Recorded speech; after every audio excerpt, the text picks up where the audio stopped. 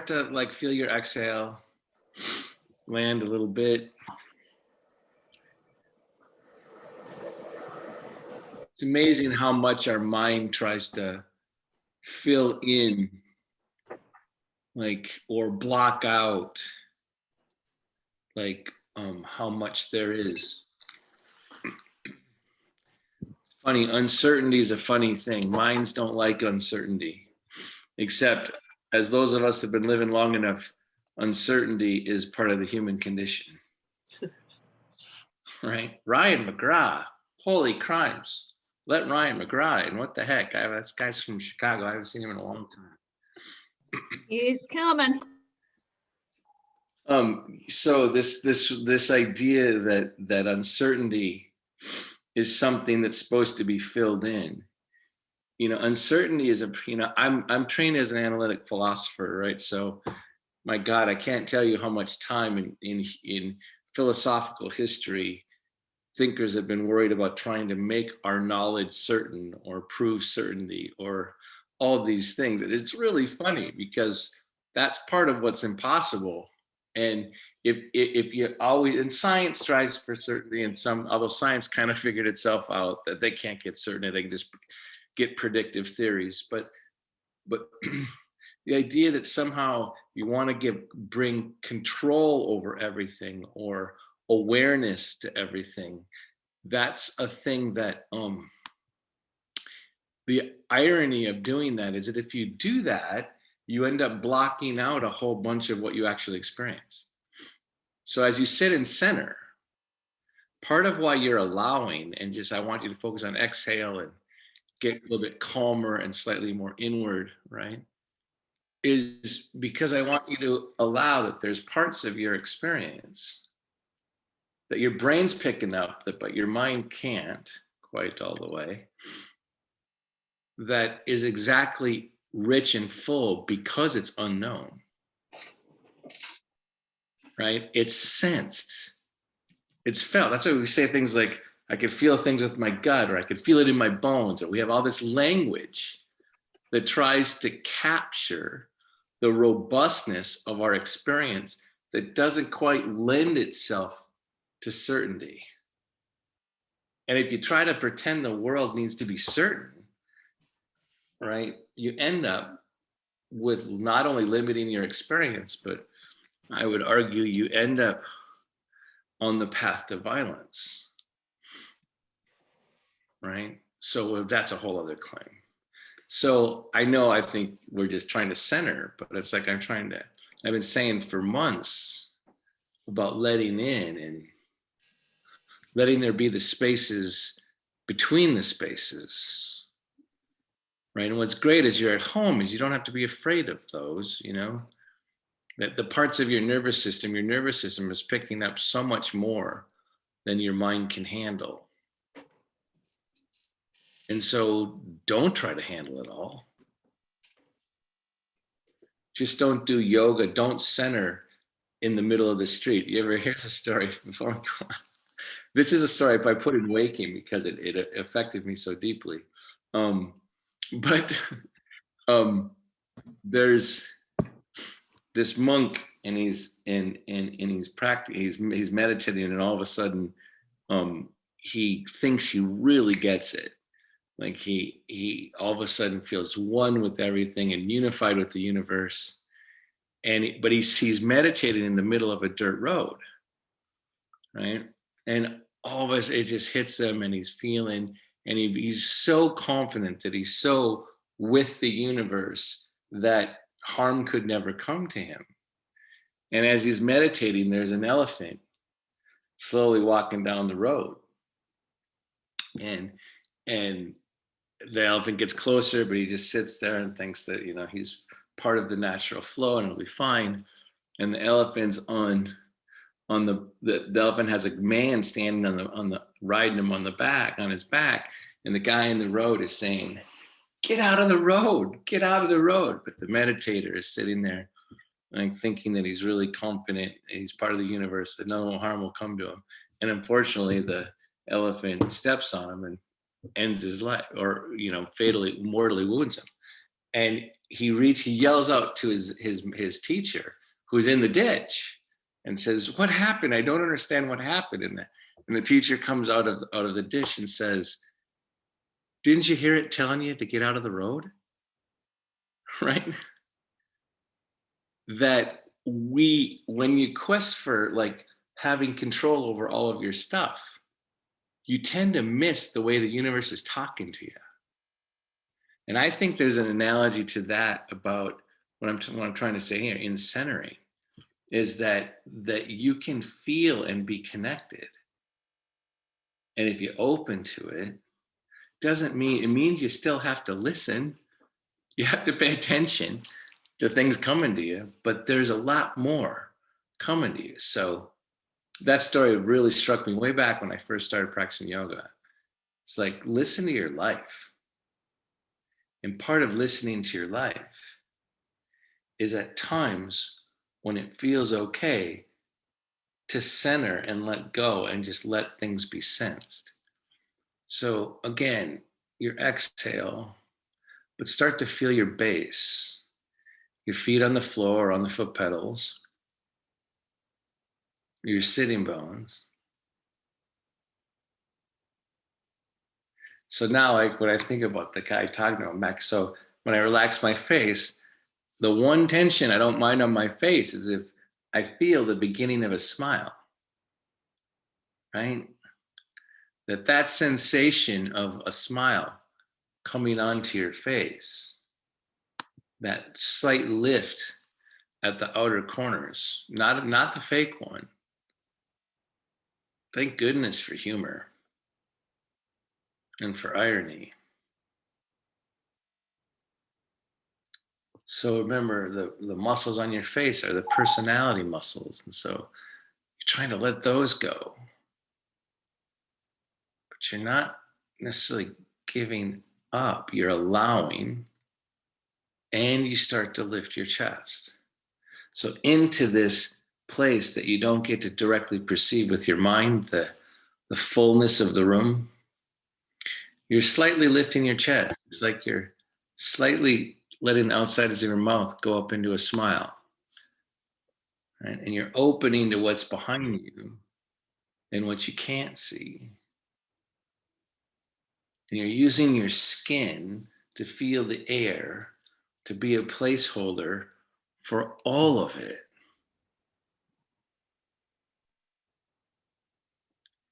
Your inhalation is kind of like a party. Soften around the temples. Relax the jaw, the inside of the mouth. Feel your shape, the boundary. I'm not saying like lose your boundary between you and what's around you. I'm saying join them.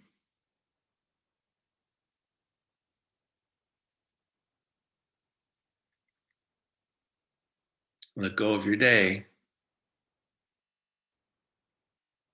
Prepare your mind to do yoga.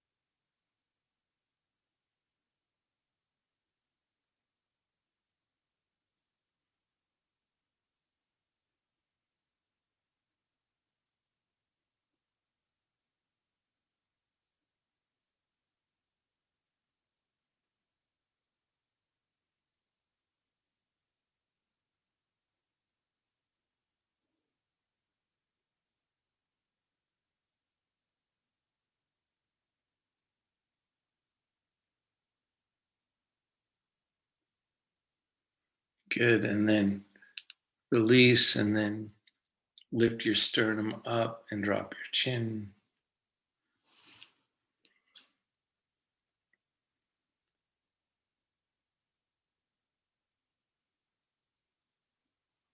Use that structure, because something happens to your spine when you lift your sternum and drop your chin. It happens to your rib cage. Use that structure to receive the inhalation into it at more points, at more places of awareness.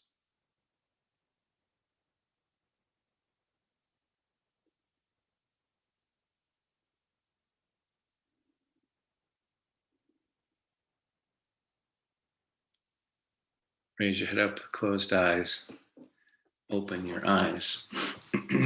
So that's one of the things, is that like structure, like prana or whatever, whatever it is that flows through here, right, likes to have some structure, right? So when you lift your sternum and drop your chin, think more about in terms of like what happens to your rib cage when you lift your chest, how it becomes more like a more robust. But if you try to overdo that robustness, right? If you try to like crank it, that's like the quest for certainty, right? You overdo it.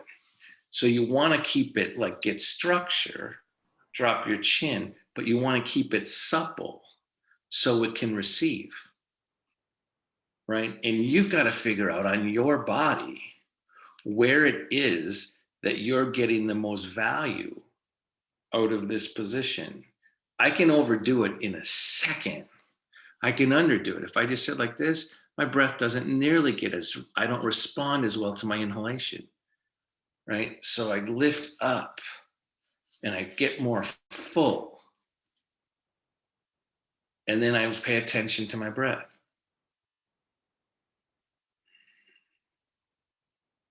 And I notice the quality difference between my inhalation and exhalation.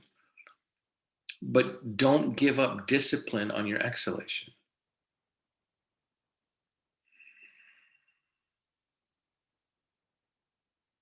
Receive on the inhalation.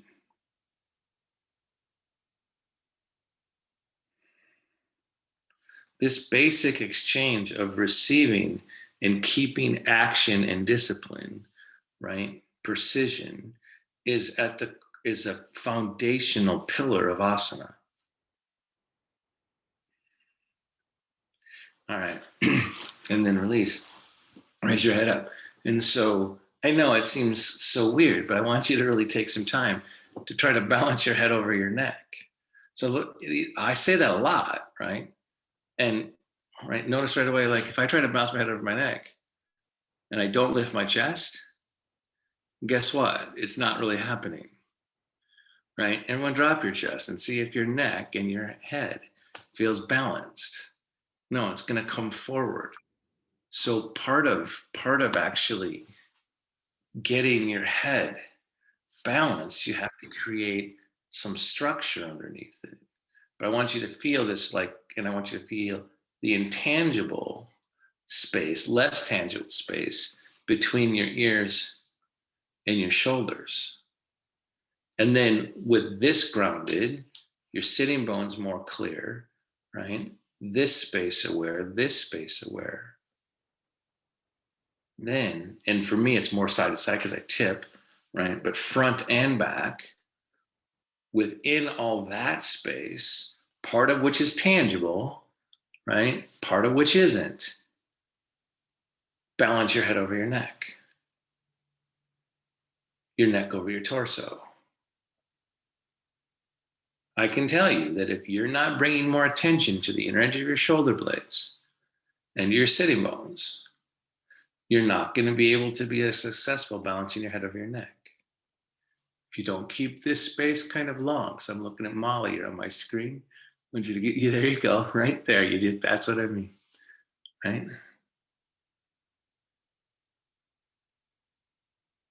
And take a couple of breaths. Because this sensation of balance, one of the things I want to get across to you today is that the sensation of balance and the sensation of expansion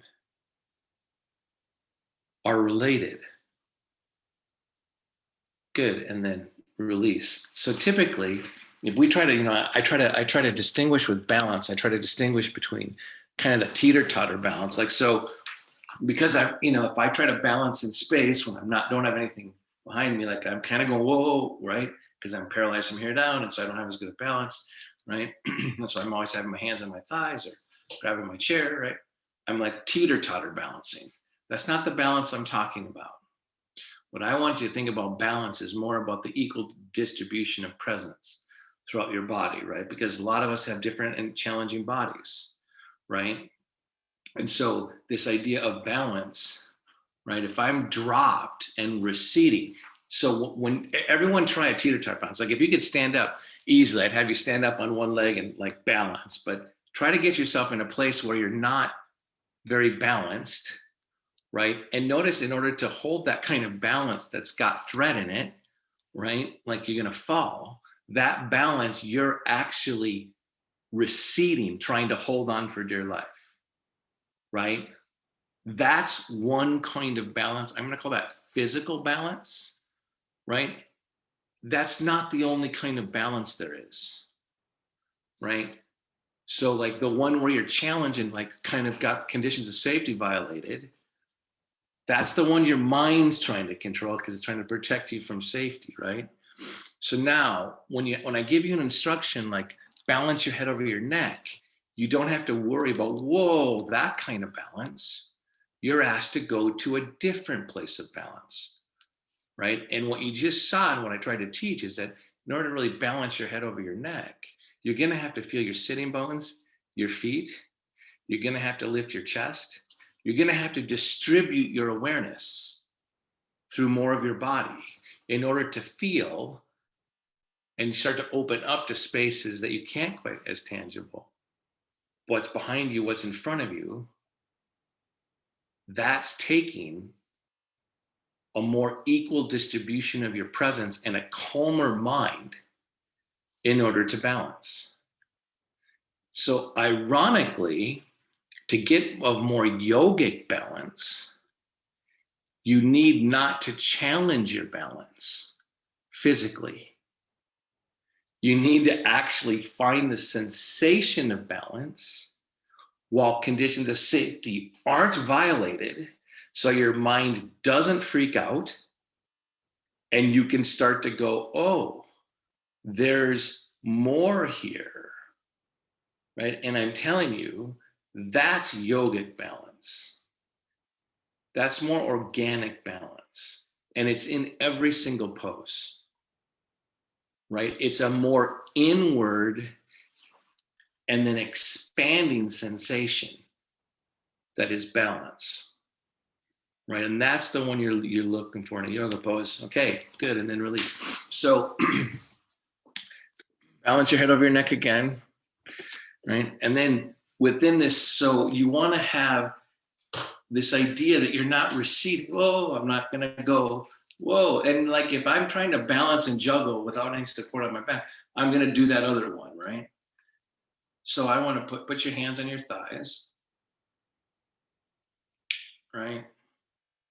So what's hard about the one that is not as challenged, it's not as dramatic. And so it actually makes you have to be more attuned to your body. So because I'm paralyzed, it's much easier for me to be from here down. It's much easier for me to feel and be connected to my upper body. In order for me to feel as much as your hands are on your thighs, on your legs, right? Your palms, you got a lot of input on your hands, but can you make the soles of your feet as aware as the palms of your hands? So shift what your brain receives, right? Can you make your pinky toes as aware as your pinky fingers? Again, a shift, because you're not used to being in your pinky toes as much, right? So then you're trying to like connect your hands and your feet, right? Trying to get the awareness equal. And while you do that, lift your chest. And notice as you lift your chest, Maybe it's easier to be aware where your feet are. And take a couple of breaths.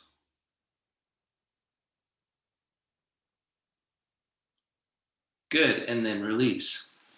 So being able to not only lift this way, so hit down with your sitting bones, lift up with your chest, but really take some time. You know, there's so many instructions that a yoga student hears, and at first they sound remarkable, and then you kind of forget about them, right? Like broadening across your collarbones. So take some time to figure out how to broaden across your collarbones, like from here out, like this way,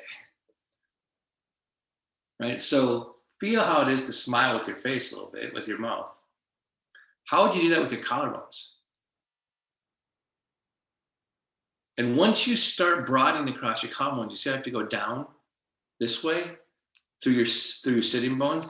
Yeah, it requires an equal distribution of presence. And then broaden between the back ribs, between the shoulder blades. Now, the smile of the collarbones typically isn't up this way. For me, the smile of the collarbones goes a little bit like that, right?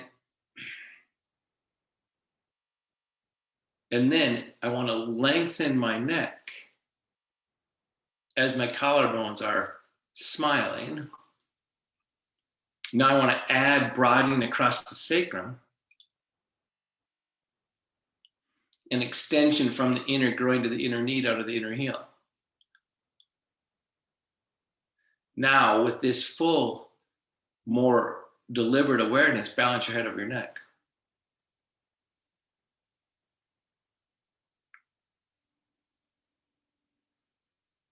This core fullness should be in every single pose. It takes a lot of practice. Good, and then release. Now, try to make it so mindful is not, so we're gonna just like warm up and move for a little bit, right? So forward, and then back. Today, I must have done something yesterday. Today I've got more, and then forward and back, I've got more soreness in my abdomen.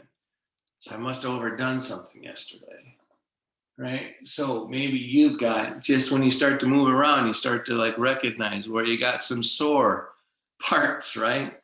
Or you got some things that are just not, and maybe this is just because I'm getting old, right? I have no idea. And then go over to your right.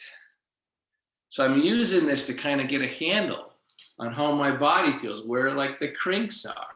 It's kind of like when you get up in the morning and your first couple of movements and steps, right? Or whatever you do, help you know, oh my goodness, that part's not feeling as good today. And then back.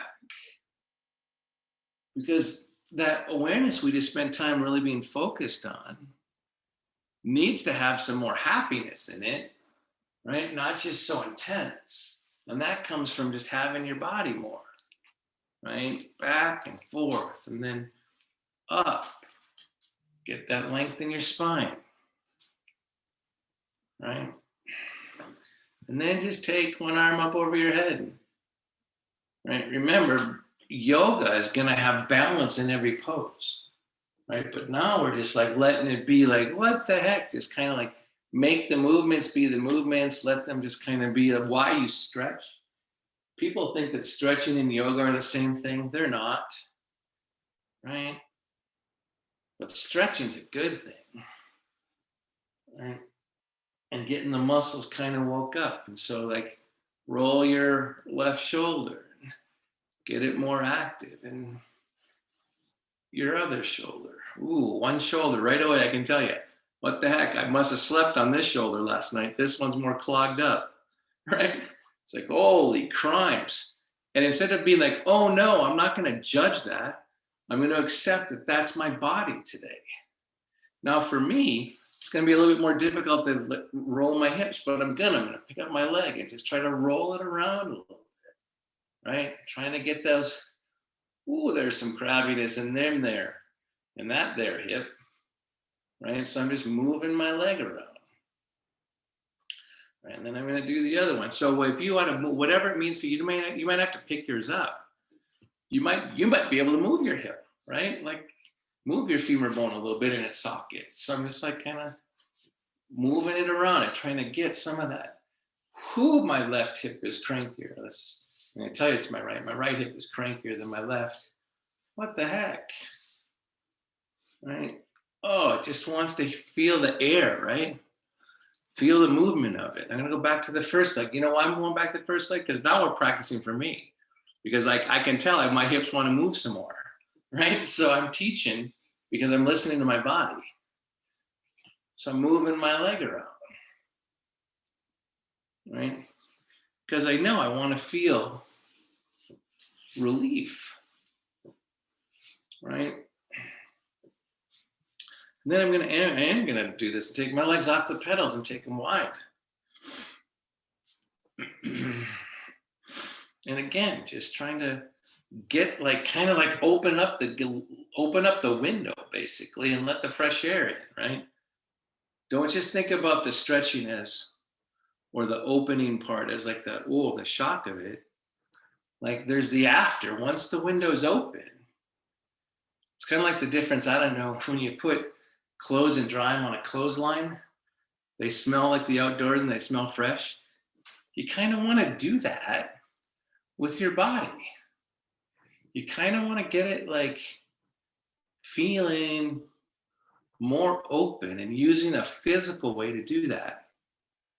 Right? So now I'm just rocking back and forth because I can tell that feels good. So whatever position you're in, find a way to use some rhythm, however you want to do it. I'm going side to side because I can tell one hip wants to be open, right? But like whatever you need to do, could be forward and back, but I'm just trying to like have my whole body, right? Just trying to find where it is. And then I'll bring my legs back together. And now hopefully, so I really recommend that you figure out kind of a way to like warm up like that a lot of times when you practice on your own. So now when you sit here, however your warm up might be, when you sit here and you just move some, can you feel a difference in you? Kind of that hum, that lightness. Breathe into that.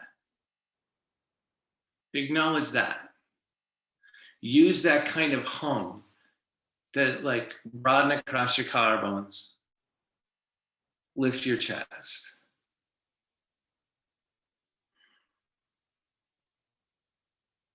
Because we're going to want that energy in asana and move it into action, right? And more precise action.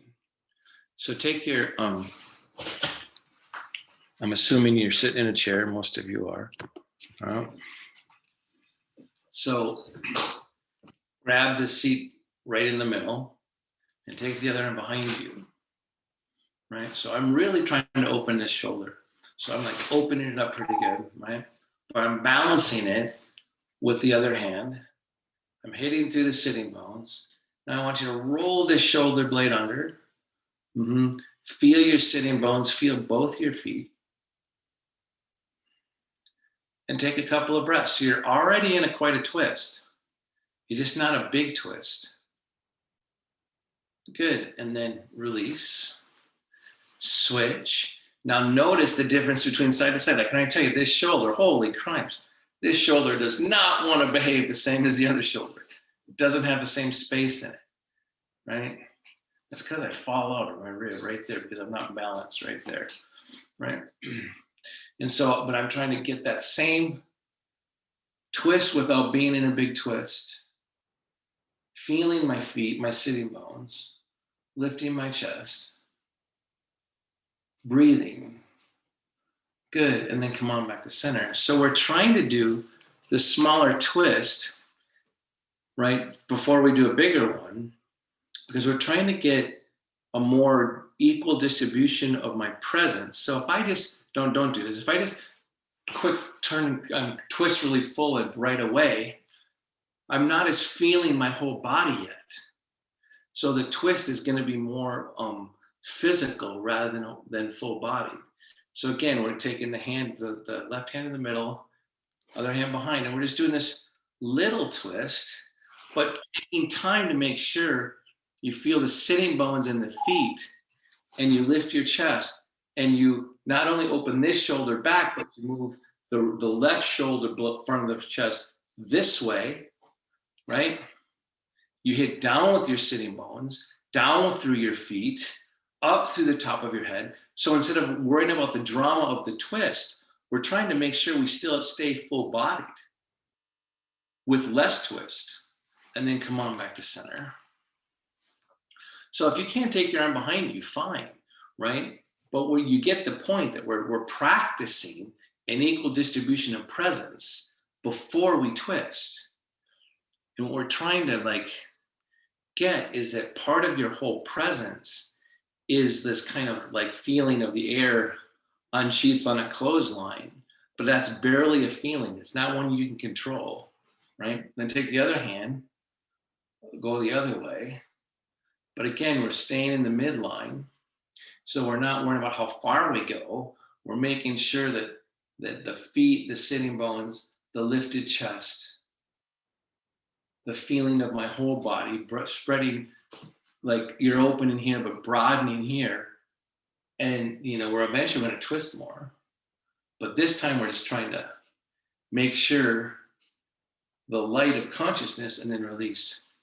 The light of consciousness is hitting all of the edges of the body. So I just put it in terms of light there, because Engar, in one place that really affected me, describes it this way.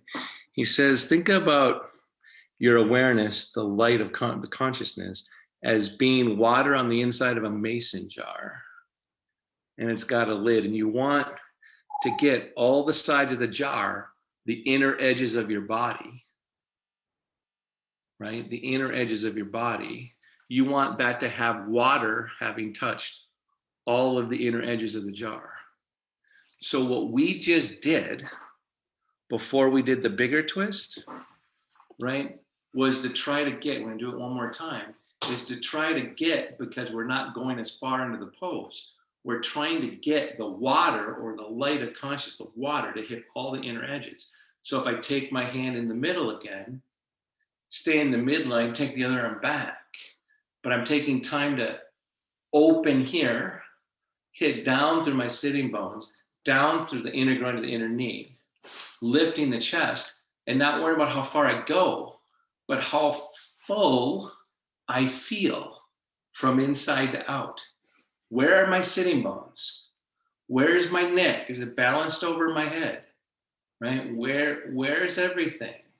Broadening, smiling under the collarbones, right? Like feeling that whole thing without coming as far in the twist, and then back.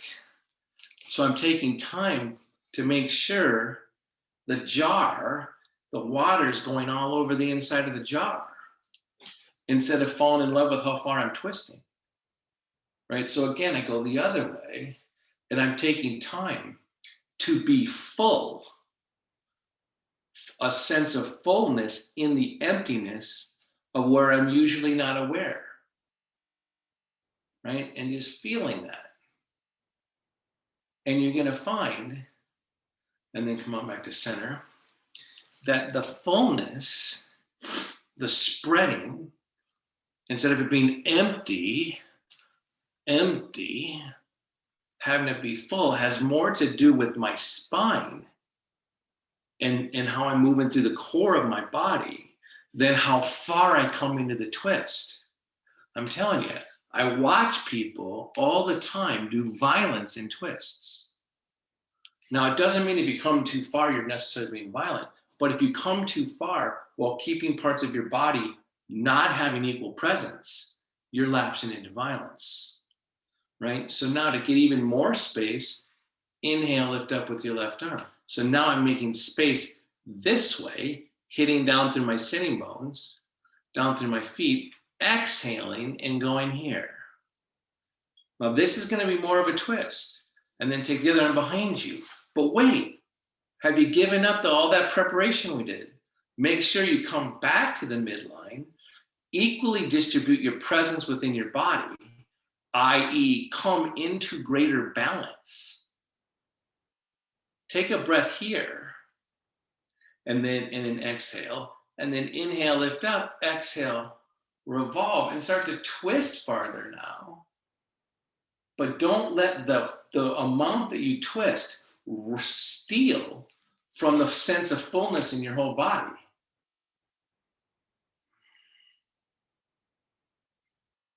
Good. And you're a little bit farther than you should be than we were before, and then come on back to center. And be in the center. So, like, I can tell you, I went pretty far there. So I'm like centering here for a second, right? So I'm feeling symmetry, because I told you my abdomen's been a little bit sore today. And so I'm like trying to make sure I make sure I feel there. Okay. And then I'm going to make more space, inhale up. So I'm getting this extension to hit down through my feet. Exhale, coming this way. But now staying here and making sure I start to feel a fullness in my whole body. I just practiced that. So I know how to do that, right? And then inhale, lift up, and exhale, revolve. Inhale, lift up, exhale, revolve.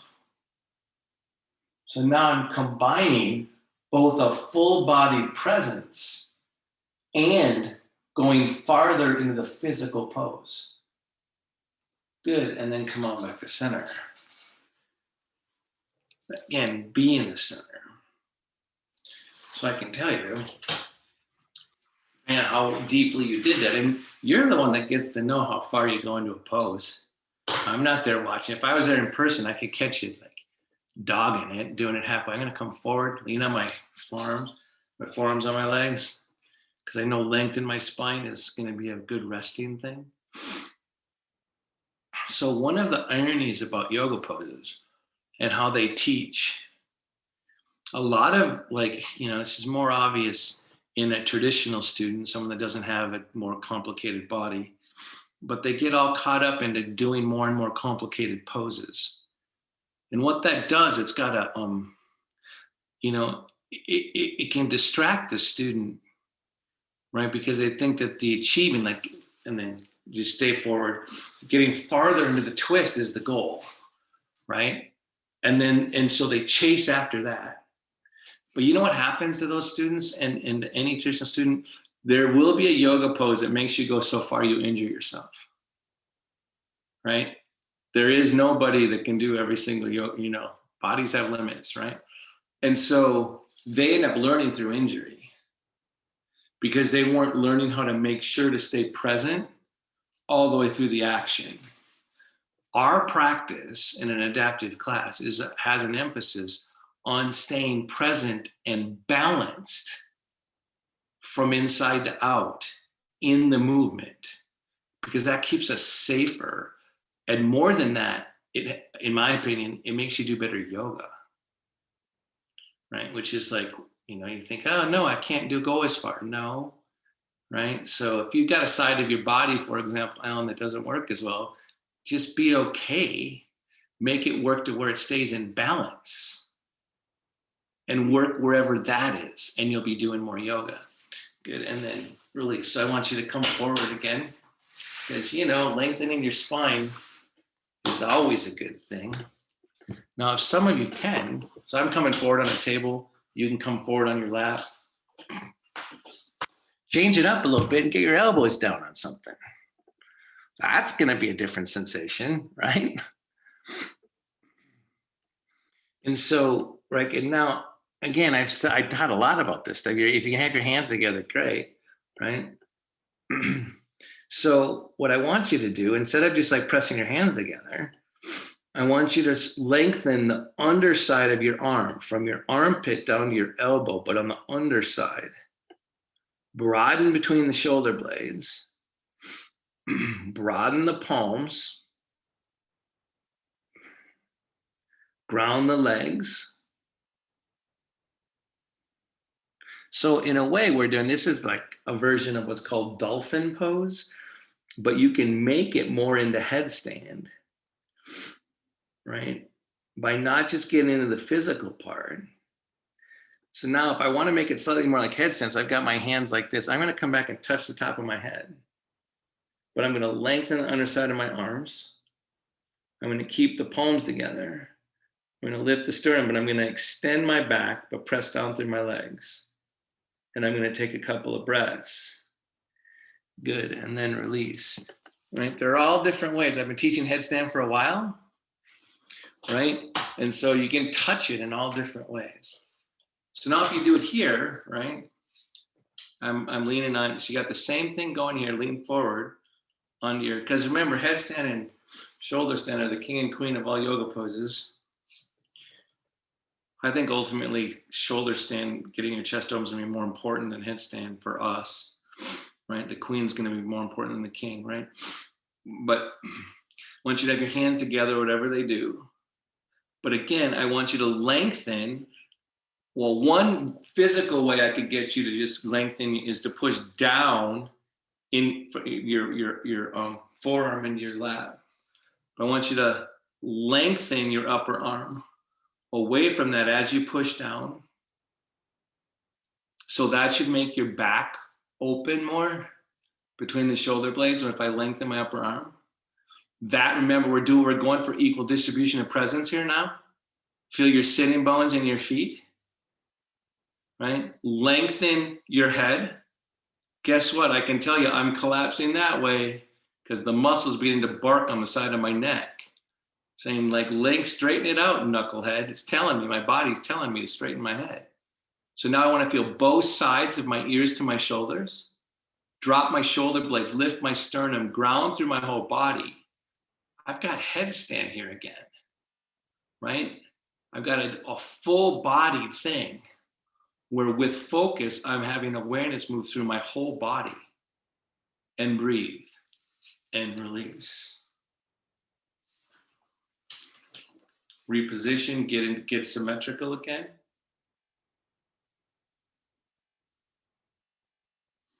You can spread your legs a little bit, do that.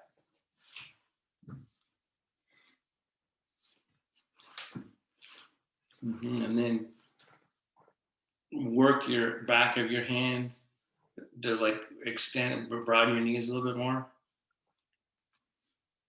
Lift your chest. So what happens when I do that from here? I tend to overgrip my diaphragm. So I'm going to hit down with my sitting bones and try to feel the side body on each side as I spread my legs farther apart. Whoops, I got that damn hand thing again. Right? Good, and then release. Bring your legs back on the back in midline. Right? And then put your hands on your knees and hit back. Push your femur bone back into your hip socket. Now, when you do that, maybe that helps you start your inhalation.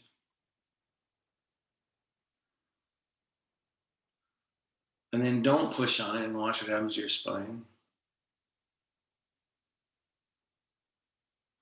And then brings a little bit more clarity again. Push in. Now, can you use this extra level of clarity from the action to make sure you're breathing equally into both sides of your rib cage? Right? Because I'm telling you, I never get as much breath over here because I'm always turned that way.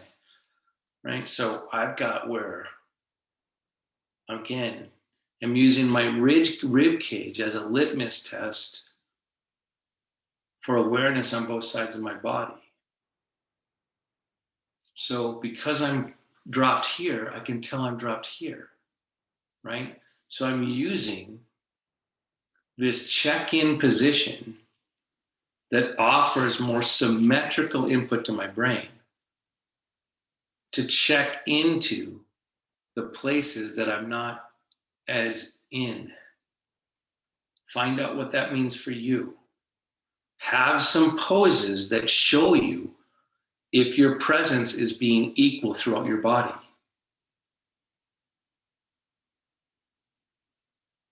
I'm telling you, as I get busy in my day, guess what I do? I grind here, right? I fall into the places. So throughout my day, I've been trying to like equalize out, right? So for me, it means broadening this collarbone more. Again, I'm trying to get you to like be able to take a picture of your own presence, whatever that story is, and learn how to like do that a couple times through your day, even for 30 seconds. Good, and then release. So lean over to the right, open to the left, extend up through the core. Tickle like the blue sky, it's blue sky here. Tickle the blue sky, hit down towards the earth. So as I'm reaching this way, I'm making sure my presence is full in the opposite direction. Good, and then release, because that's how asana works. Asana makes you do opposite things, right? And then I'm going to go over to the left and open to the right. I'm going to notice the difference in my rib cage. I'm going to notice the difference in the sensation, right? And I'm going to try to like adjust my own pose given the sense of fullness that I've been practicing the whole time. Good, and then release. So this is really important. This is really important because, okay, there's all these physical things you can do in order to press here, do that. If you wait for my instructions all the time, remember, my instructions aren't customized to your body. Instructions are general, right? And what you want to do, the thing that as you get more advanced as a yoga practitioner, your own sense of fullness and wholeness is what should be adjusting your particular pose. I may give you some hints on how to do it with my instructions, but it's up to what we've been practicing this whole time for you to find where you're not working. And I promise you, there are places you're not working and being equal, right? So again, now we're going to go over to the side again, but with this idea that this midline, all this stuff we did with the getting a sense of fullness in the intangible part of us, right? That needs to be what adjusts your poses. Okay, so now lean over to the right. Now right away, I know I got to extend my spine because I'll tend to like lean over and keep my spine dropped because I want equal distribution of presence. I'm keeping this open and I'm keeping my back hip down, right? Because I know I want the water to hit the whole jar. Then I take my arms up, right? And now I've got more complication. So this water that I'm trying to make sure goes all over, now I've got these fingertips way up here, right? And I got to figure out how to, in order to get them up, there you did, Alan, you just like lengthened your spine, right? So it's like, I got to lengthen my spine this way in order to get more awareness out through my fingertips. My shoulder blade has to move back towards my body. Lengthen my spine so I can extend through my body. Good, and then release. So this inner sense of fullness is what should be adjusting your poses, right? And you practice yoga so you can get that inner sense of fullness to be more aware in your body, which I'm calling balance, right? And then go this way. And so I got to get this length, finding, make sure the whole midline's going. Then I'm going to open, and my fullness now has farther to reach, right? And I'm going to lengthen my spine. There, nice. Elaine, I saw that was good, right? Lengthen the spine all the way out. Now open to the whole room. Feel your own boundary. And then release. And do it one more time.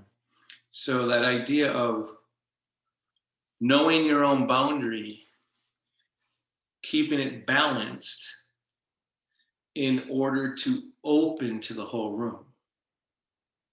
Okay? So the reason why we're going side to side is I want you off balance, right? I want you like to be in a position where you've got some issues going on, right? And remember, we're looking for the sense of the body that doesn't just come from muscular action. The fullness and the equal distribution of presence comes from this inner awareness, the front and back of the body. Now start to lengthen down through the base, open the chest, and now it goes up. And now I'm leaning my elbow on my tire. I got a connection to make between that elbow on the tire and my fingertips up here on the upper arm, right? In order to make that connection, I have to open through here, lengthen this way. Feel where my feet are. Now I want to balance my head, make it connected to my spine. Feel where I am in the room and let in the whole room. I'm not alone. You're never alone. Good, and then come on up. Or you're never without company. That might be a little different. Then we're gonna go the other way. Again, now I'm centering, because that kind of took my breath away. Especially when you're talking. And then there's a reason why you don't talk when you practice at home by yourself, just so you know. It's smart, right? So again, I'm wanting to make sure that I'm staying as full, but water's getting to the inside of the jar before I make it more complicated.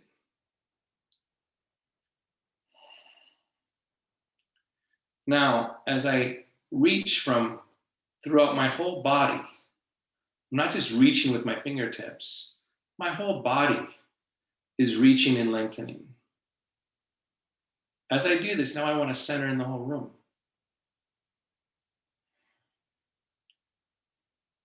I want to let the whole room in. Good, and then release. In fact, sitting in midline with less drama, with less effort, is actually a harder place to balance, right? Because you think sitting, or we all think that sitting is just kind of easy. I'm just sitting here. What if I needed to sit here and balance? So sit in whatever position you're in before we do Shavasana. And balance in a resting sitting position. Because what happens for our mind is that when it's not challenged and threatened, it tends to go offline, like balance isn't an issue. But I want you to sit.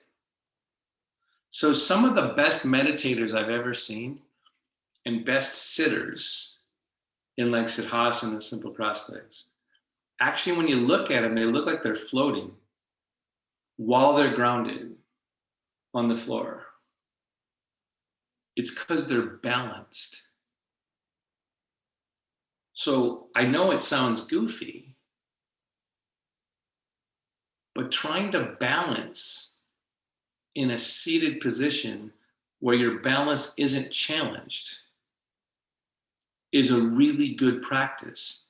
And by the way, if you're feeling impatient and somebody's bugging you because they're a half hour late to pick you up, this is a really good practice. Be contained in your own space. Practice balance.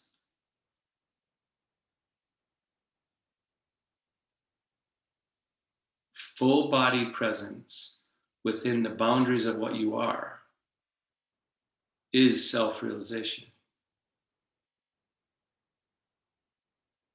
one of its forms.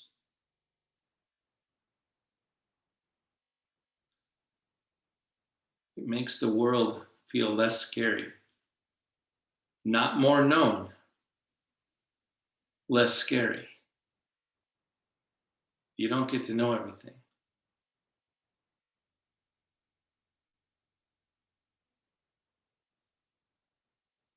Good, and then release, and then set up for Shavasana.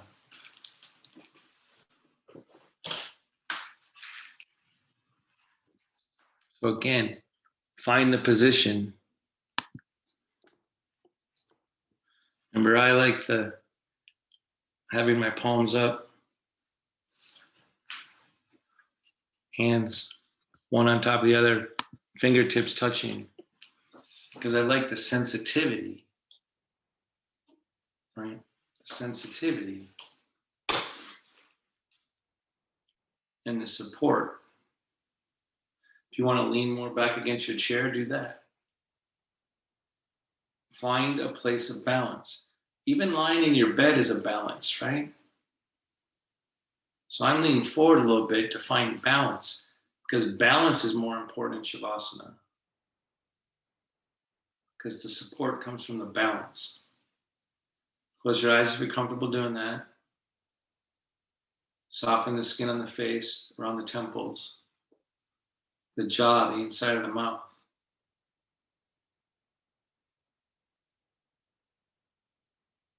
Let the world in, but it holds you up.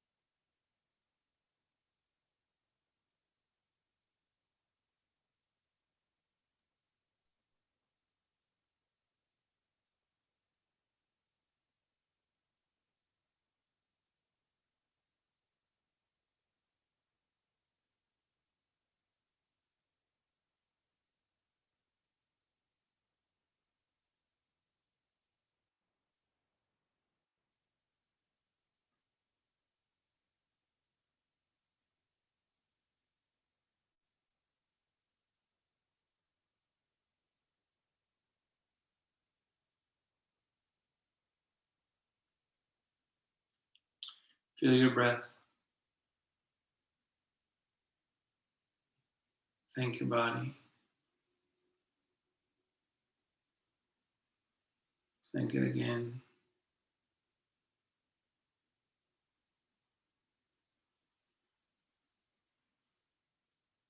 Start to bring yourself back. Slightly deeper inhalation. Slightly longer exhalation.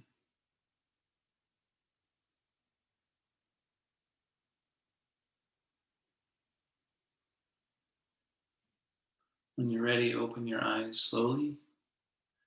And then if you need to close them again, you get to choose your pace. Close them again. Open them up.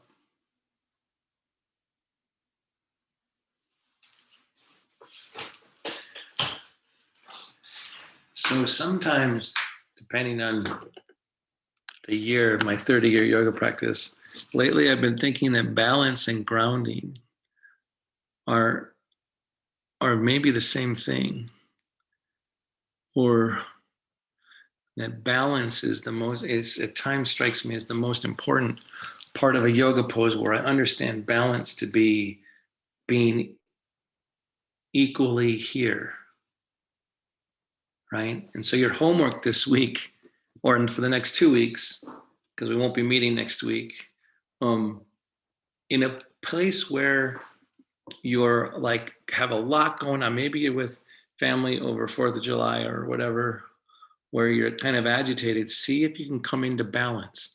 But don't come into balance by necessarily pushing everyone away, right? Don't go into a cave. Try to find the balance within the variables of the situation you're in. Just like I'm trying to tell you, Ned, or like you've got a body that's got asymmetrical firing of muscles, or different sides working more than the other. Like, what's balance within an asymmetrical landscape, right? And that's the kind of balance you're studying in yoga and is in every yoga pose. All right. Have a great couple of weeks. I will be back, and I'll stay on if you have any comments or reactions to the class or questions. But otherwise, have a great couple of weeks, everybody. Hands together. Thank you. Namaste. Namaste.